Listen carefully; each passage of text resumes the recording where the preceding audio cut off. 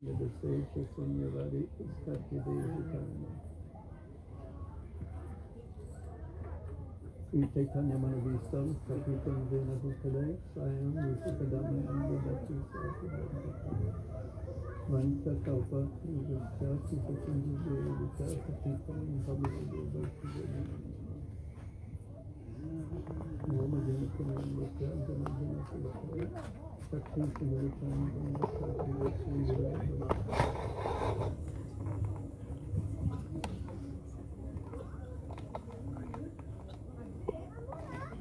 Rob, do you need a chair? Okay. Thank you all for coming on this very special day. This special day is called, what is it called? Yeah, why not?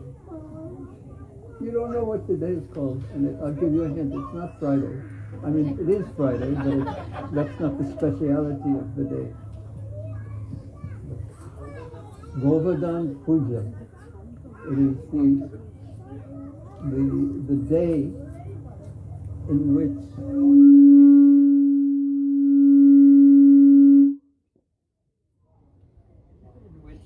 the hill known as Govardhan, Giriraj Govardhan, is worshipped.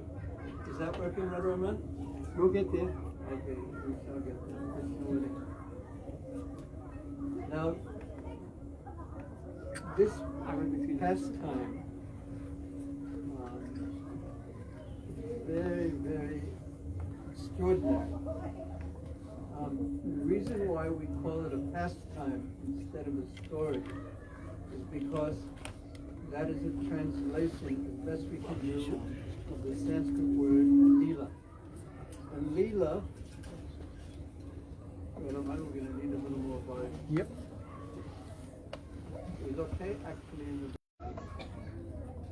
It is somewhere not quite natak or drama, but it means an activity, a pastime.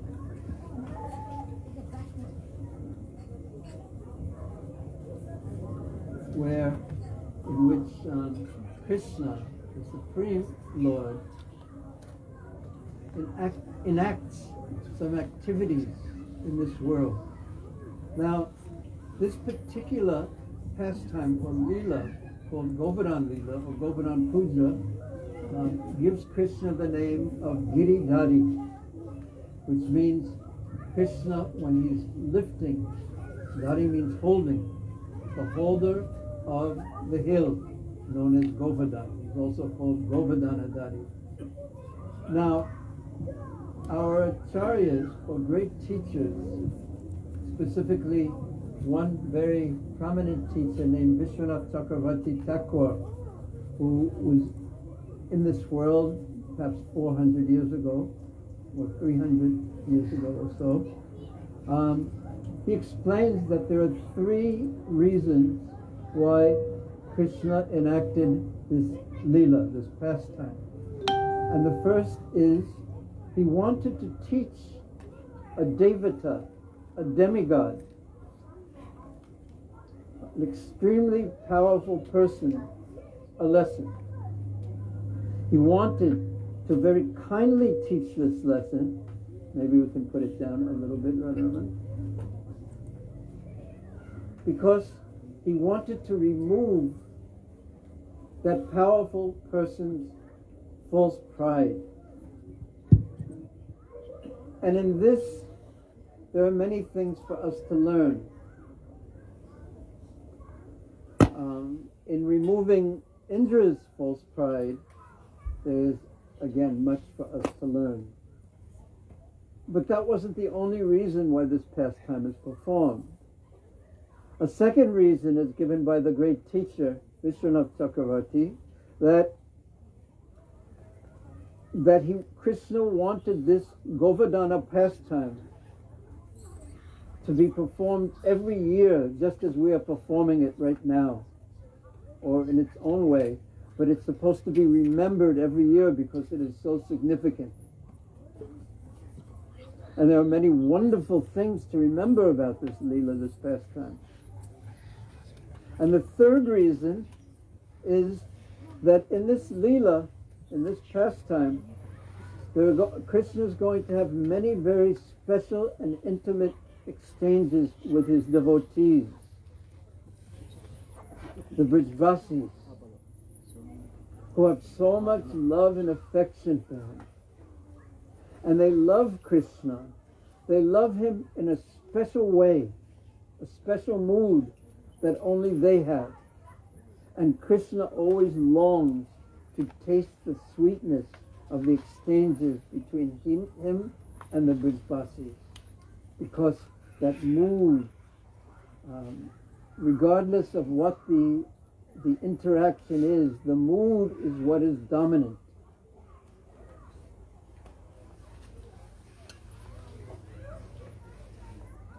So in this pastime, it begins in a very interesting way. Krishna's father, and Krishna is 7 years old. Now, who here in this room is 7 years old? 7 years old? Okay, anyone else? You? No. Yeah, I know that. I was just teasing. You're 7 years old? Huh? Times 5. That means... Okay. Everyone who's 7 years old, stand up. Not 7 to 8 Mataji. We're being very specific here. 7 years old. Okay. This is the size of a 7-year-old, approximately. Okay. All 7-year-olds can now sit down. Now stand up. Okay, sit down. Stand up. Sit down. Okay, which one will you do? Would you like to stand up or sit down? I thought so. Okay, you can sit down. So Krishna at this time, although he has an eternal form, and although he is all powerful, and although unlimited universes emanate from his spiritual transcendental body, this transcendental body is assuming the form and the activities of a 7-year-old. And at this time, his father, Nanda Maharaj, is with all the residents of Vrindavan. They're running everywhere and readying for a sacrifice. And one of the things to always remember about Vrindavan is that Krishna is the center of Vrindavan. He's the center of Vrindavan because he has captured everyone's heart. The sweet way he acts, the sweet way he deals, the sweet way he even sometimes steals butter. And everything that Krishna does can be understood through one lens, because he does so many outstanding things. Because when one thinks of the Supreme Lord, the last thing that one thinks of is a 7-year-old boy who sometimes even steals butter and who's going to lift a hill and is only this. How big? Stand up, please, again, so I get it right. Is this approximately correct? Do I have it correct? You have to look this way. Is that about right? So okay, now you can stand. Okay. Just playing a little bit. So the thing to remember, that everything that Krishna enacts is done because he wants to taste the sweetnesses of the exchanges with the devotees who love him so much. And from doing this, they get the supreme pleasure, and that is Krishna's interest. And there are many varieties of pastimes, and here is one. Many varieties of leelas. So, Krishna's father, whose name is Nanda Maharaj, Nanda. Nanda means that he's filled with bliss always. Because everything in Vrindavan, in Braja, the land where these pastimes take place, is made of bliss, practically speaking. It's made out of eternity, and bliss is extraordinary. And all the interactions are based on the platform of bliss. So Krishna, while all the preparations and running around is going on, Krishna walks over to his father and says, Baba, I see that everyone is running around so busy. What is the reason for this? And his father, when he sees his beloved son, Krishna, his heart is melting in ecstasy. It is natural for the parents to experience such happiness when in the presence of their young children, even if their children are a little bit naughty sometimes. That's just a variety of the spirit, of the happiness that a parent feels, experiences. But in this case, the relationship between Nanda Maharaj and Krishna, you think you can do it? I don't think so. Yes, you can. No, you can. Yes, you can. Because Gopal's name is Gopal. So this is one of those days. So the exchange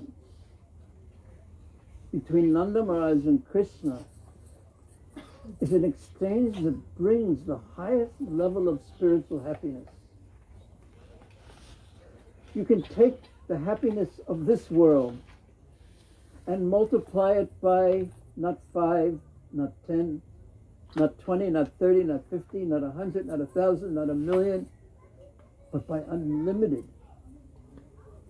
Or it can't really be explained in that way because spiritual happiness is of a different dimension altogether. But to give us an idea, some glimpse of what it's like, multiply the happiness of this world in the interaction between loving children and loving parents and loving parents and loving children, or loving friends. Multiply it by 1,000,000 or 1,000,000,000 or 1,000,000,000,000.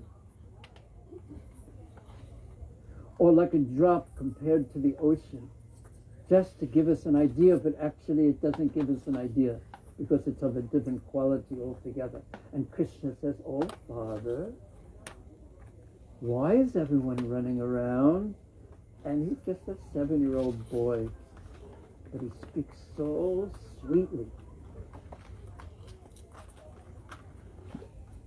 Do you know where this is taking place? The story? What's your name? Yes, how did you know where it was taking place? Very good. And Vrindavan. And Vrindavan itself, when you enter that place, the way I think of it is, it's like you're entering a bubble, and it's very mysterious. Raise your hand if you've been to Vrindavan. Oh, so much. Raise your hand if you'd like to visit Vrindavan, even though you may never have been there or may have already been there. I want to see if everyone will get everyone to raise their hand. because if we express these desires, especially on a day like today, one day we may find ourselves in this bubble that's so different from the atmosphere is so different from the atmosphere of any other place that I've ever seen.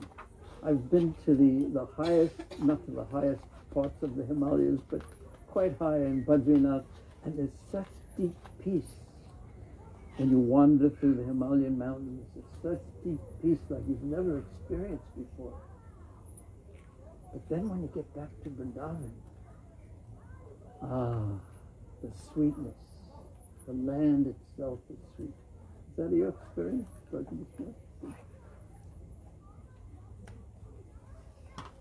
So Krishna, and this is the land in which all these different leelas or pastimes have taken place. So Krishna asks his father, what is this? What are you doing? And if you think that I'm too young to understand, he's speaking in very clever words because Krishna knows just what to say to get what he wants. But still, you think, if I'm only 7 years old, I may not be able to understand the complexities of what's going on. but still, I'm your son. And one should not keep secrets from one's beloved. So please, Father, tell me. And when Nanda Maharaj heard this, he said, stand up again, please. Up, one more time. He took him on, he just couldn't, he was sitting on the ground, and he just grabbed him. Okay, before I get tempted to grab you. And he just put him on his lap, and just hugged him and kissed him. Just towards him. And he said, son, my dear son, very, very sweet way of talking. My dear son, we're performing a sacrifice to please Indra. Indra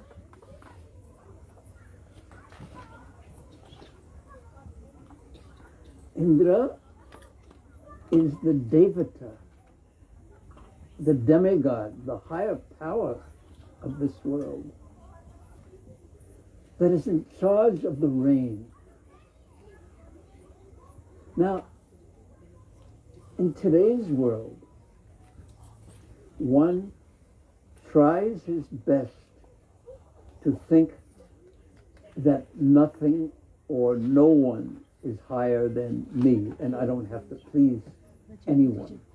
This is the way that the world is, sort of the propaganda of the world. Okay, little ones, since you're littler, you can squeeze into littler spaces and move a little bit closer.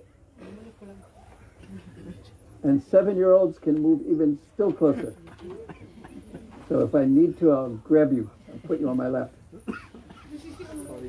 I just frightened you. Okay, come closer. Look. Come.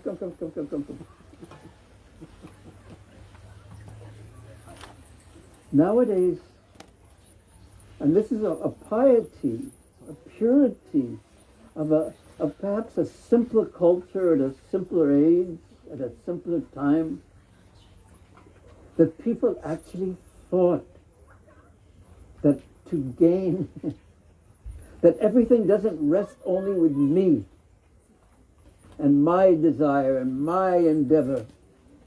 And if I just want something enough, I can achieve anything. This is actually not a correct understanding. And it makes one so much feel alone.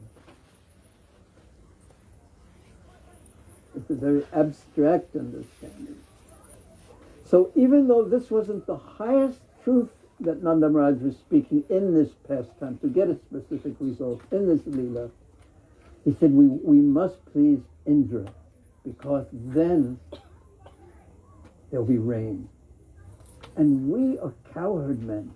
We take care of cows. We don't raise them like the milk industry raises cows.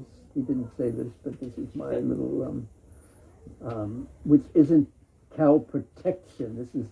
It is called Goraksha, which means they protected the cow. The cows were actually, they were experienced as almost like members of the family. No, actually like members of the family. And I've seen this in Bengal especially. The houses in the villages, they would have little courtyards, and they would keep the cow in there, and they'd come out early in the morning and milk the cow and care for the cow. How could you not take care of the cow? It's giving you milk. It's supporting you. And the bull was used to plow the fields. There was such a connection with nature, with reality. And one experienced in those days the flow, the ebbs and tides of nature. And one didn't feel so separated from everything like people feel nowadays, completely cut off.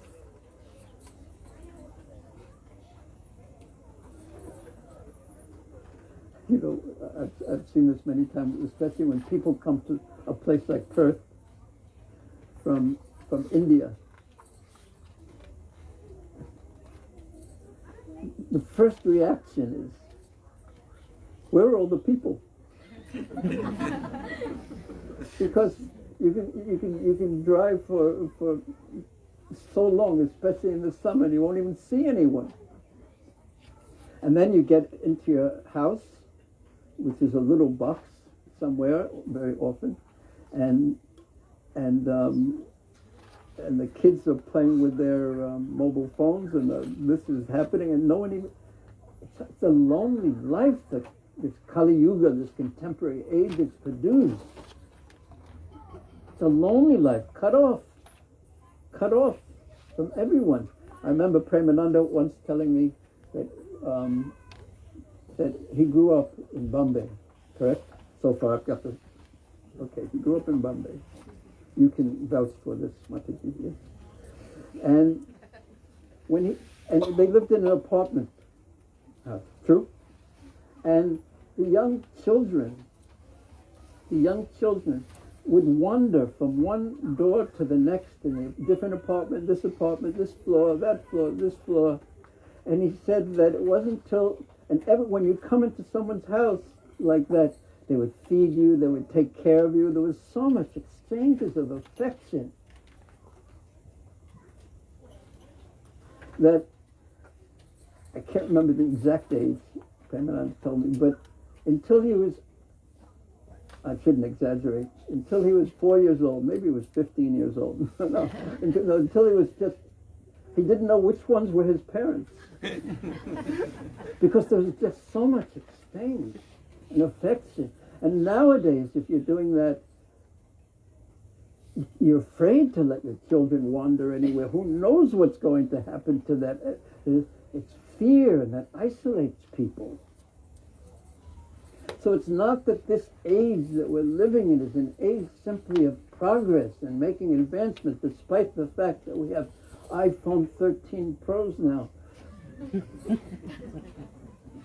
You don't have one, do you? No. You don't have one yet, do you? You're not allowed to have one. Okay. Do you have an iPro? iPro. No. iPhone. Oh, you got me on that one. Yeah. Yeah. So there was something pious in their dependence and interaction with nature, even though it wasn't the highest realization that he expressed. But there was something so pious and pure in it. There's an acknowledgement that someone is higher, and I must please that someone, even to get what I want, even if it's for selfish reason. So this is a beginning. It is not the highest. The highest is prema pramarto mahan. The highest is to please, not to get something from me, but for love. To please another out of love is what everyone is longing for. And it is so rare.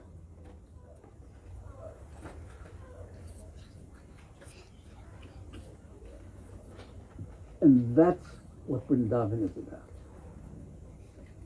It's about pleasing Krishna, giving to Krishna with love, and everyone becomes satisfied by that. It is like the watering of the root of a tree, that all the leaves and branches become nourished. Are you going to be able to find your way out, little one? Where is your mother? We know that she will find her way to her mother, yes? Because that's the nature of relationship and love. One time I was in Vrindavan, right by Govardhan Hill, and Vrindavan is famous for many things, but the one I'm thinking of, I'll give you a hint. It climbs trees and eats bananas and steals glasses sometimes in Vrindavan. Yes, and some of them, there are little ones, and then there's these the ones that look like they've been to the gym. Have you ever seen those in Vrindavan? And I saw one little girl, and they're big, and they're ferocious actually. I saw one little girl had a bag, and you know what was in the bag? Yes, how did you know? Bananas. It's a true story. And there was some bananas in there, and the big monkey understood. Banana. Kilo.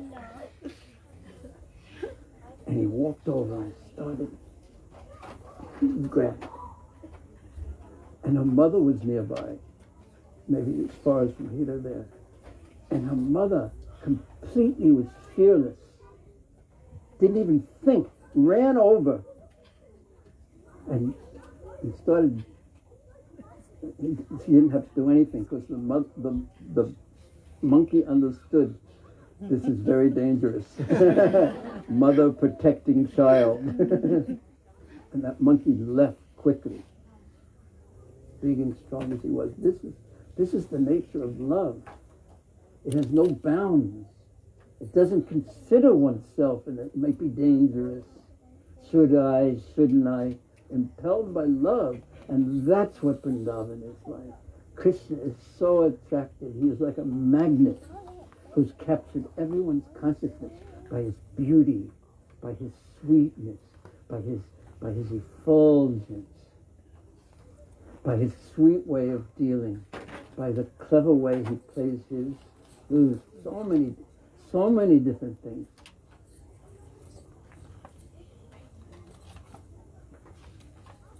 So much so that the residents of Vrindavan, Krishna's friends, they would criticize, when they would be out with Krishna in the forest, they would criticize the creator of their eyes because he made eyes that blink. And for that small fraction of a moment, the blinking of their eyes, they could not see Krishna. And that was intolerable for them. So we can just get a glimpse of how much love is there. Just get a glimpse from a distance. So Krishna, so when Nanda Maharaj told Krishna that we have to do this, we have to perform the sacrifice to get our rain so we can grow the grass, so that our cows can be fed, because we are cowherdsmen. We take care of the cows. They're our life. They're our wealth. They're our sustenance. They love the cows, actually, like one loves one's family member.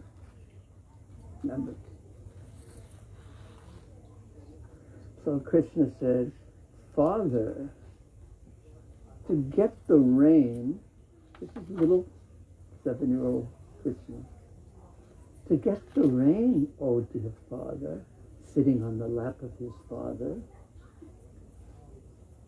we don't need to worship Indra. According to our karma, according to our fate, it's going to rain or not rain. And does the ocean worship Indra? And when it rains, does the rain fall on the ocean too? Yes. And also, sometimes there are great monsoons and the rain falls day after day after day after day after day. Is the monsoon season worshipping Indra?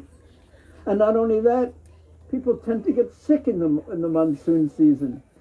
So, is Indra causing the sickness too because of the constant flow of rains? Is this what he does to people who please him? No, Father. There is no need to worship Indra. But our real relationship for feeding the cows and caring for who gives us so much is with Govardhan Hill. Giriraj. Giri means mountain and Raj means the king of mountains. His name is Govardhan. And Govardhan literally means he who nourishes the cows, the cows. And also, go also means the senses and also the land. He who expands and nourishes. We should worship Govardhan Hill Now Krishna was doing this for one reason, was because he wanted to make Indra angry. Because if someone year after year after year after year was giving you a particular gift, like the residents of Vrindavan, Nanda Maharaj, every year they were performing this sacrifice for Indra, and then some little 7-year-old boy says, you shouldn't worship Indra anymore, you shouldn't give that gift anymore. The person who thinks that that gift is mine, it's my rightful inheritance, it's my, what's the right word? Entitlement. Then he's going to become very angry, especially when a little boy, just on the words of a little boy, they stop. Now, the residents of Vrindavan would do anything to please Krishna, and if he wanted this, okay, Krishna, later on we'll perform the sacrifice, we'll worship Giriraj Govardhan, but now we've already made so many preparations to worship Indra, okay? And Krishna said, he said, use the very things, all the butter, all the food that we've cooked, all the wonderful preparations we've made. We should not worship Indra. We should worship Govardhan.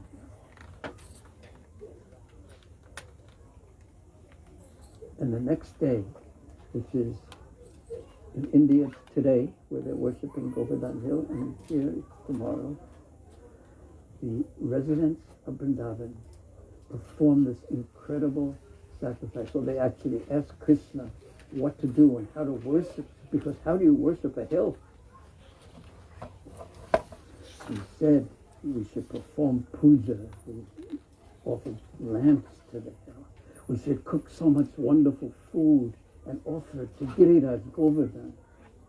And then, and we should, everyone should dress up in their finest clothes and wear their finest jewels.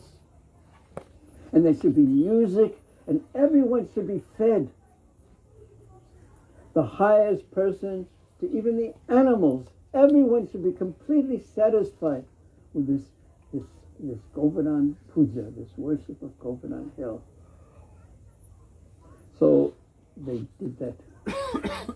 and the whole area, and there's one place from the town of Anayor, 3 kilometers to the town of Govardhan, which is basically, it was covered, and it's called Anat Chetra.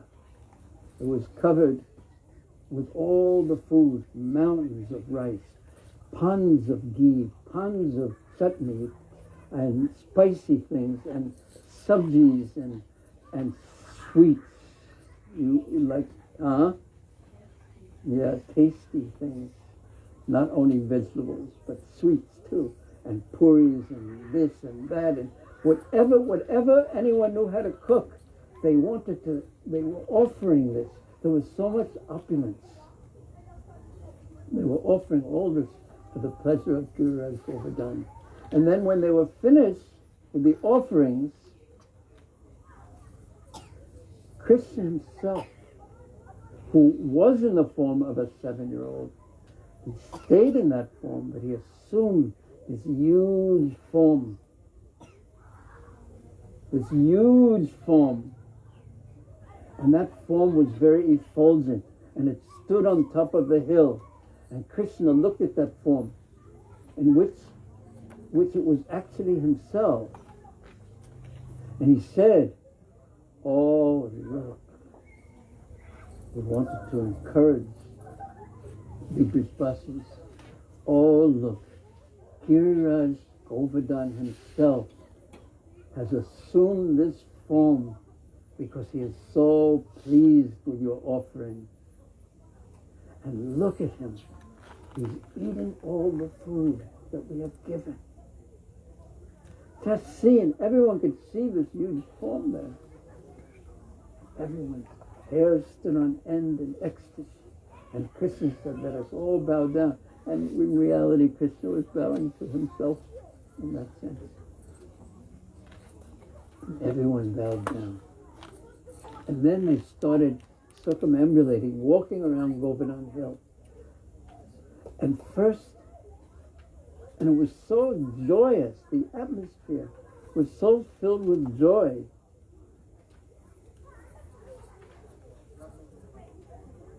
Everyone was experiencing so much pleasure. First the musicians started walking around the hill, and followed by the cowherd boys, and then the cows, and then Nanda Maharaj, and then the ladies in bullock carts, and Krishna himself playing with his boyfriends, joking, and everyone was dancing and laughing and walking around Giriraj Govardhan Hill. So in this way, everyone was pleased. And we may think that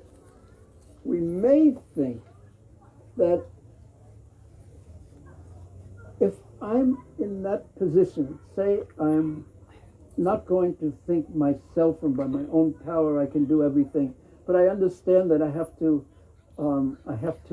placate, I have to please superiors, and then I'll get my desires met, or even that it's better than I should do what's right, the highest thing. Worshipping devatas is okay, perhaps, but higher than that is doing what Krishna wants and pleasing what the Supreme Lord wants, doing what is pleasing to him. And if this is pleasing to him, then I will do that. So one may be tempted to think, if I act in such a way that's pleasing to the Supreme Lord, that everything in my life is going to go perfectly.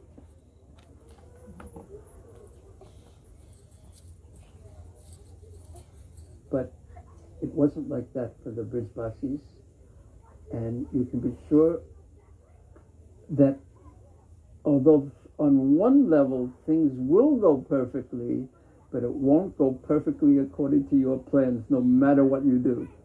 No matter what you do. No matter what you do.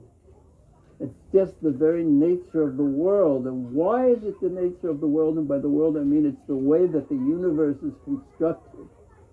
Why? We see that in the consciousness of the Brijbasis, they teach us, they train us on the way to act. Because what happened when they displeased Indra and worshipped Govardhan instead of worshipping Indra, Indradev became very, very, yes, he became angry. Do you ever become angry when you don't get what you want?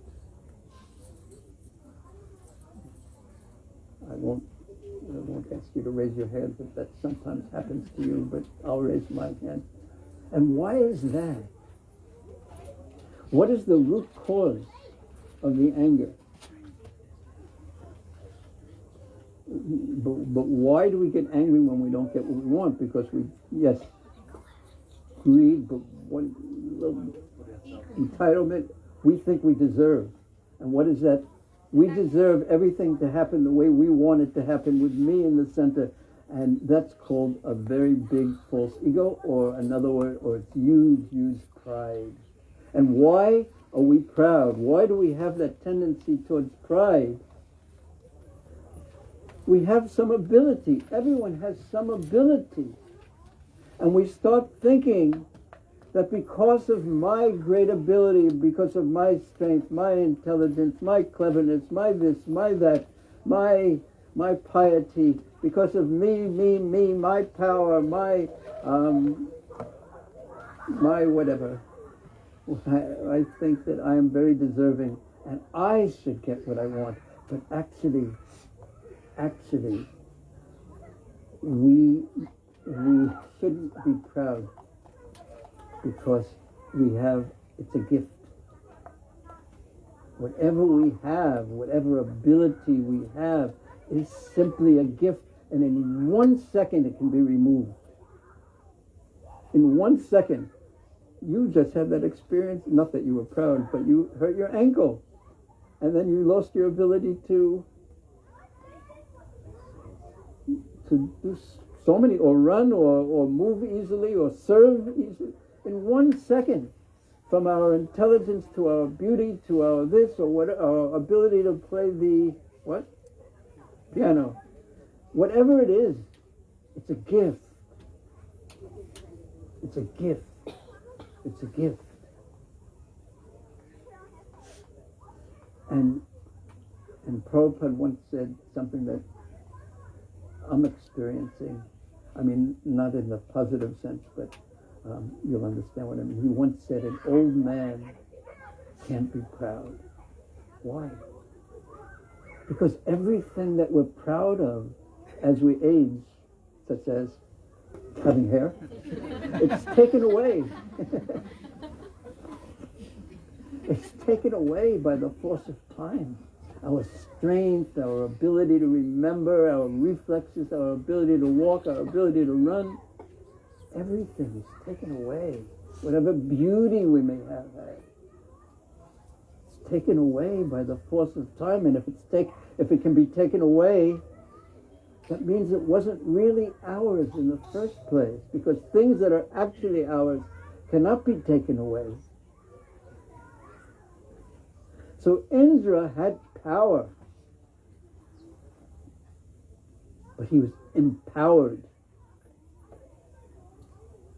by Krishna, by the Supreme. And he was proud of his power. And Krishna, out of his kindness, he wanted to very gently remove that pride, because pride gets in the way of our spiritual advancement. And therefore, and what is the opposite of pride? Humility. Yes. Humility. Yes. Are you very humble? A little bit, sometimes. Once. No. Do you have some gifts given by Krishna? Yes. They're given by him, and therefore it should be used in the service of Krishna. Prabhupada once told a little story, how there was one father who loved his children very much, and he gave them a little money. He wanted them to be happy and enjoy things. So here, you take this. Each one of the children some money. And one of the children bought some bubble gum. Another children bought some candy. Another one bought some toy. Another one bought this. Another one bought that. And one of the children took the same money that the father had given him, or her, and that child bought something for the father. Here, Father, you're very kind, and you've given this to me, but I wanted to give you something. And how do you think the father experienced that gift? Do you think he may have said, "You foolish child, I just gave you that. I have so much more, and you what is it?" No, not at all. His heart melted and he embraced that child. Not that he didn't love the other children, but that child had used the gift that he had given out of his gratitude, out of his affection. He used it to please the person who had actually given him that gift in the first place. That is very special and also quite rare. And that's what it means to be a devotee. That I am Krishna's. I am Krishna's. And even a higher stage than that experience of I am Krishna's, how can I serve you? How can I please you? As being the root cause of with whatever I have, whatever you've given me, whatever gifts I have, whatever my individuality is. Let me please you with it. How can I please you? When that bhakti, that devotion, that type of desire is burning in the heart, that unselfishness, then Krishna becomes conquered, practically speaking, by that devotion, by that love. And that is what Vrindavan is like. It's overflowing with the sweetness of the loving exchanges. But they don't think, oh, Krishna, you've given me this. They don't have to think that. They just think, oh, whatever I am, whatever I have, it's yours. It's meant for your pleasure. It's meant for you. And Krishna is thinking, I am meant for you. And he's conquered by the sweetness and the depth of their, and the speciality of their loving mood. But Indra needed to be taught a lesson. Why? For the same reason we also need to be taught lessons. And that reason is because, and Krishna, this is something that is very easy to tell others about, but when it's happening to oneself, it's very difficult. That Krishna is so kind that he wants us to know that we are his. But as we won't be able to finish the entire pastime, entire Leela, but as he taught Indra in such a way, he didn't say, I am the Supreme Lord, and if you don't listen to me, a thunderbolt will fall on your head, so you better listen to, and not only that, you must love me, or otherwise you're going to suffer, and if you do what I want, you will be very happy. That doesn't work very well to evoke love. It's sort of, yes, but as soon as I can run in the opposite direction, I'm going to do it. But Krishna taught, and this is a point that's somewhat subtle, but he's teaching each and every one of us, every day, every hour, this same point. That we have our plans. And those plans tend to be based on me and my desires. So Krishna lets us follow our plans. But he shows us that they don't bring us either the result or the satisfaction, the happiness, what to speak of the bliss that we all long for.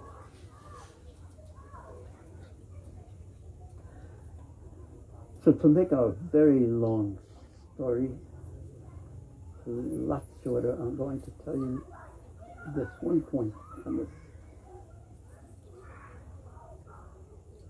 And that one point is that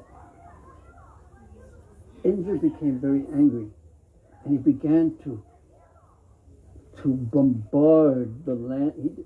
He was so proud that he thought, because they have stopped my sacrifice, I will destroy the whole land of Vrindavan. This is the nature of pride that has formed into anger. It's capable of anything. It's very focused. It has no conscience. It's capable of anything.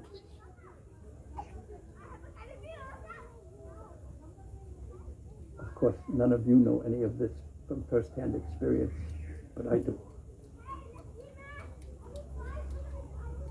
When one is angry, one is capable of anything if one's angry enough. And Indra ultimately became so angry, not only he couldn't see what was going on, that Krishna lifted the hill, he couldn't see it, he went blind with his anger. Krishna, so much rain and hail and trying to destroy Vrindavan. And Krishna and the residents of Vrindavan, They just went to Krishna and said, can you see how the cows are suffering? And how the bulls are helpless, even though they become angry at the hell that is bombarding their bodies, and the cows are taking their calves to eat their bodies? Can you see this, Krishna? We have given everything to you, Krishna. We have given you everything. You are our shelter. Please protect us. And Krishna then lifted Giriraj Govardhan. All the residents of Vrindavan, this hill that was huge, he lifted it. And he told all the residents of Vrindavan, now you can come underneath this hill and get sheltered.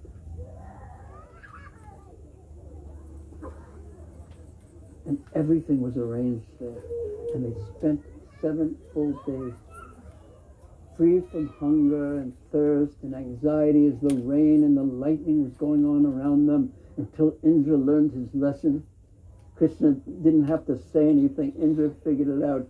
This plan is not working. It took Indra 7 days. How long is it going to take me to figure it out? I don't know.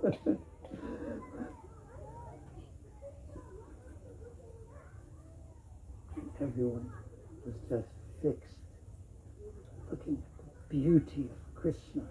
And sometimes as Krishna held the hill, with his other hand he would play his flute, just to show that there was no effort. And the people of Vrindavan, they were just thinking, oh, Krishna's hand must be so tired. They're thinking of him. Mother Yashoda being a mother, oh, he's getting thin, we have to feed him, we look at him for so long. His friends were saying, don't worry, Krishna, we'll help you. They would hold up their cow herding sticks. Don't worry about it, you can rest if you want now. Everyone for 7 days just stared at Krishna completely, one could say hypnotized by his beauty, by his glance. Now, I just wanted to make one little point in this, and then we have to end, because I wanted to show you a little video of Govardhan that we made.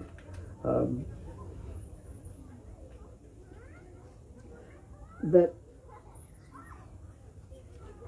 the people of Vrindavan had done what Krishna said, and they had a wonderful festival, and then they were in great distress because Indra was angry at them, and rain and hail and lightning and thunder was pouring on them. Do you think they said, I think I may have made a mistake, or why did I worship, why did I give up this worship of Indra, why did I do that, oh no, oh why did I listen to Krishna, why? If you think that they did do that, you are wrong. Because they were fixed in their shelter. That Krishna is everything. For me. That depth of faith and love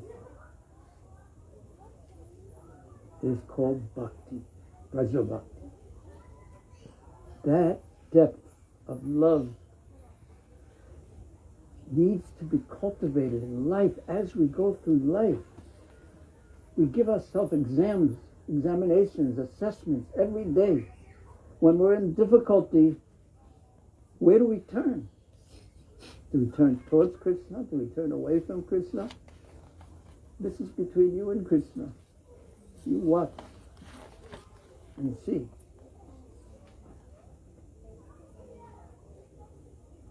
Because at the last moments of life, when it may not be so pleasant, we want to be practiced in remembering Krishna and fixed in taking shelter of him and having experienced hundreds and thousands of times that yes, Krishna has taken care of me. Not only have I developed trust and faith and love in him, but He also loves me and is taking care of me. But this can only be gained by practicing in life what we read about and hear about, and everyone says that, oh, we're supposed to do this, etc. But we have to practice to get the personal experience. Shastra will say it, the books say it, the scriptures say it. But when we can experience that, and experience like in an assessment, when we go to school, do you like when you have exams in school? Do you like them? Your exams? You have none? I want to go to your school. Do you like your exams? Oh, you're too old. Wait. Do you like exams? Especially in the 12th standard, right? Those are very heavy, like your whole life depends on them or something like that. That's what you're taking now? Great fun, yeah? Anxiety, little bit maybe.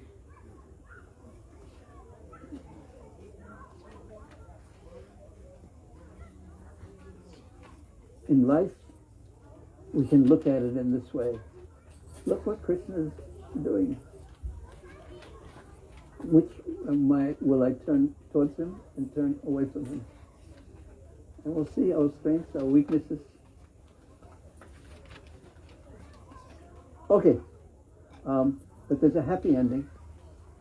Indra understood his mistake, and he went to Krishna and said, please excuse me, and Krishna said, yes, don't do it again. And he did it again later on, but still Krishna. And sometimes we also may make mistakes and do it again, and then realize, and then do it again, and then realize, and then do it again. But at some point, we want to improve so we can graduate and join Krishna in the spiritual world. Okay, thank you very much. Now, it's only, I think it's 7 minutes and 30 seconds, this video. But there's two embarrassing parts about this video. One is that I'm in it, because I introduced it. And the second part will be, I'm in it twice. But it's of Giriraj Govardhan, because I thought it was very important that we see Giriraj Govardhan today. How are we doing? Okay, we have video. Excuse me? Yeah. Okay. I don't know if it'll be. We want to keep the. Is it easy to turn some lights down or not? Or not easy? If it's not easy, the screen will do it anyway. I think allow us to see. And then, if it's.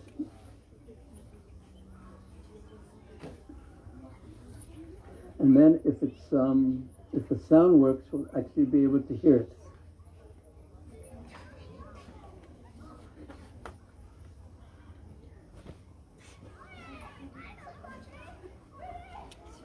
Who is this Sonic? I don't know. Is the sound ready too? Okay, let's go and see what happens. Let's visit Giriraj Govardhan.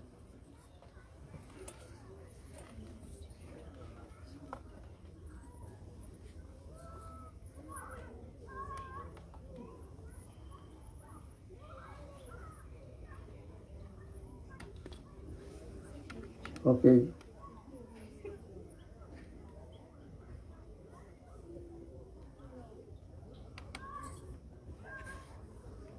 Get ready to put the sound up if required. Louder.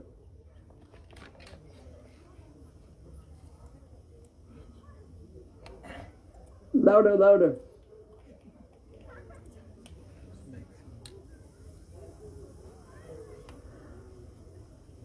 Sorry. Speaker.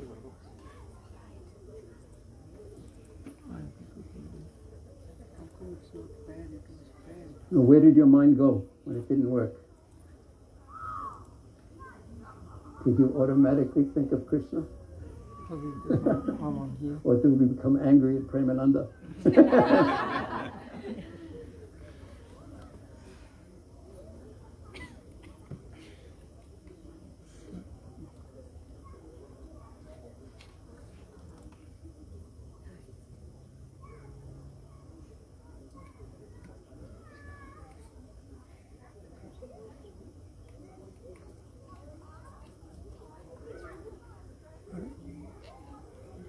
If it doesn't work, we're not going to get anxiety. We're going to say, never mind.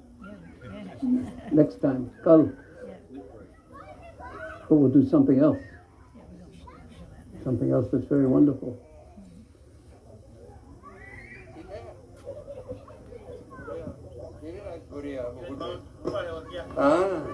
Kiraj, bahut sundar.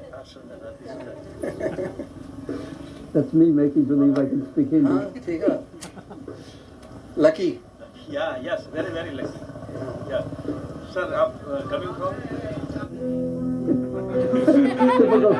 Your country. Kiraj Govardhan welcomes all.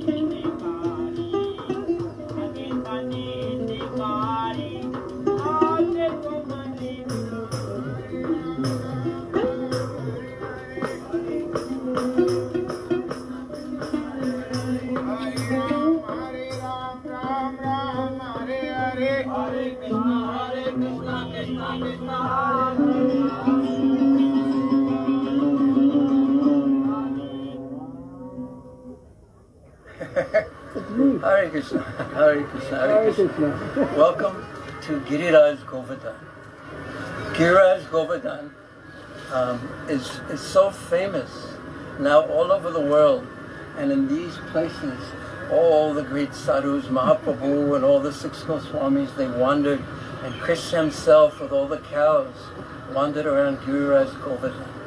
And when one comes to Giriraj Govardhan, one feels welcome, and one sees monkeys too, and one sees bulls, and one feels very, very, very welcome. So I've written a simple sort of poem about Giriraj Govardhan and how Giriraj Govardhan welcomes everyone. So here it is. Hare Krishna, Hare Krishna. Hope you like it. Hare Krishna.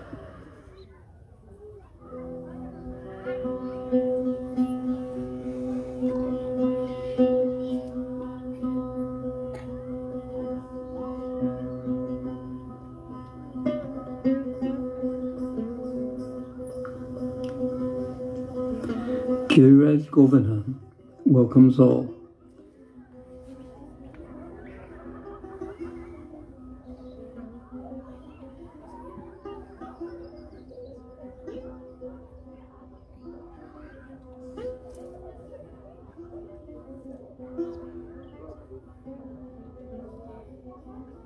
He, the immovable, rested on Krishna's little finger as mighty winds and storms tortured the Brajbasis.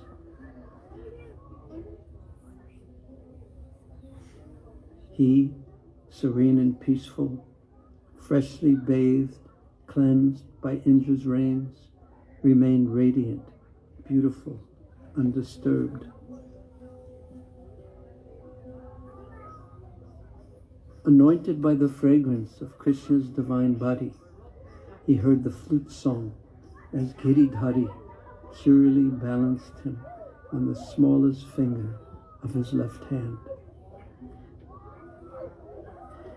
Even as fierce rains and blinding darkness covered the sky above him, as high piercing winds and hail battered him, as Indra's thunder clapped and flashed overhead, he saw Krishna's effulgence and felt his sweet breath's touch and felt only ecstasy.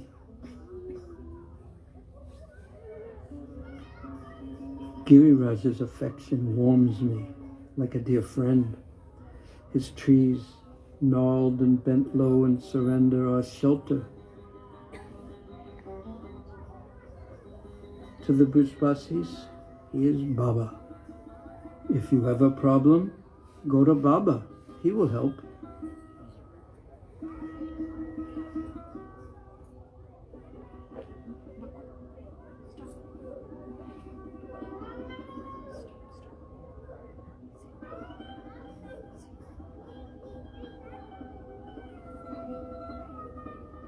He is the softest of rocks, the original rock star, the favorite hill in Braja, the best of Hari's servants, and he soothes away pain with his own joy.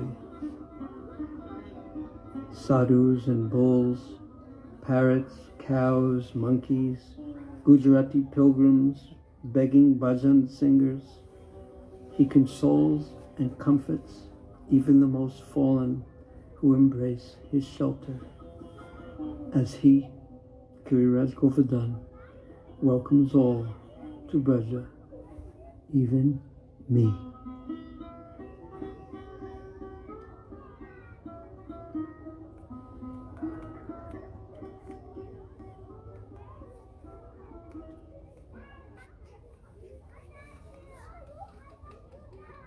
Hare Krishna. Well, that was our poem. I hope that it was satisfying to your heart, and I hope that Giriraj Govardhan, we're very close to the Prikrama Marg over here, and there's the motorcycles and the cars and everyone going through, but yet Giriraj Govardhan's mercy is here, and Giriraj Govardhan welcomes everyone. So we hope that Giriraj Govardhan shows you some special mercy. Hare Krishna.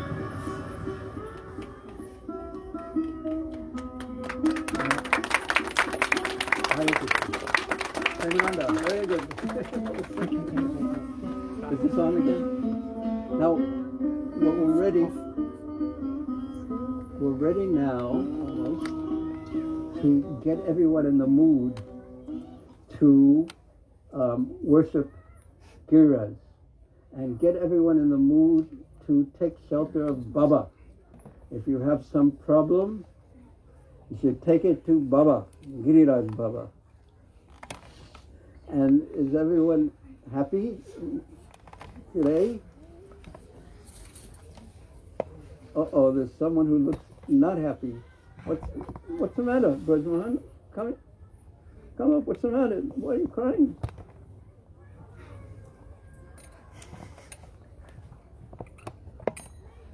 Did a monkey bite you? What happened?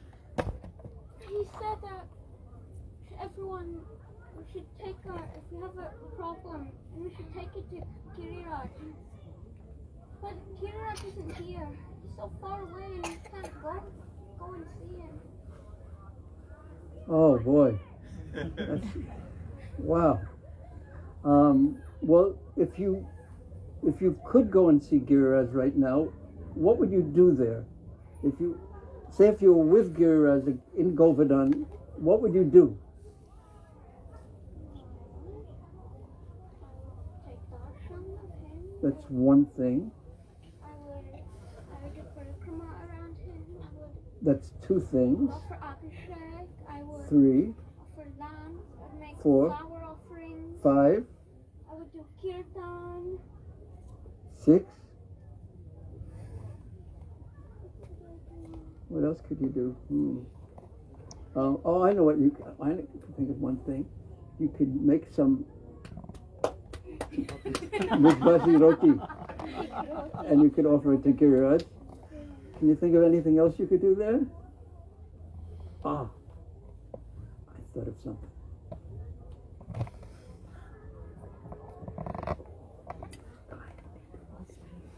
We could go there, and everyone, all of us could go there, and that would be so nice if everyone could come and had a beautiful celebration with Govardhan. And do all those things that you said. Yeah. Okay, it sounds like a plan. Now this is what we should do. First, if you would walk to the back, and all the children walk to the back. I guess everyone is a child, really, or somebody. But we'll let the littler ones go first, and get your shoes on and just wait outside. And then everyone gradually get your shoes on.